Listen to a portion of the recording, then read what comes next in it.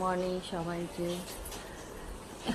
আজ সকাল সকাল দেখো আমার এত মাথা ব্যথা করছে, যার জন্য বাধ্য হয়ে চশমা পরলাম। জানি না কেন কয়েকদিন ধরে খুব মাথা ব্যথা হচ্ছে, তাই ভাবলাম যে চোখের জন্যই হচ্ছে নাকি, তাই চশমা পরলাম। আর এই দিকে দেখো কী হারে বৃষ্টি হচ্ছে, দেখো ঠিক স্কুল টাইমে বৃষ্টি শুরু হয়, বৃষ্টি হয়েই যাচ্ছে। এখন স্কুলে যাবে, বৃষ্টি হচ্ছে, আবার যেই স্কুল টাইম পার হয়ে যাবে তখন বৃষ্টি কমে যায়।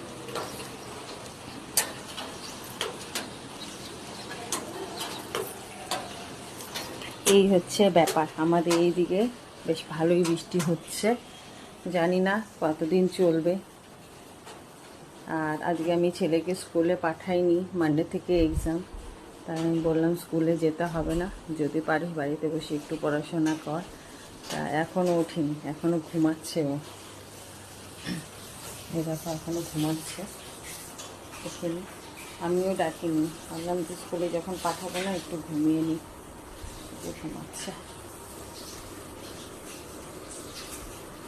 চলো পরে আবার কথা হবে, তাহলে এখনের জন্য টাটা।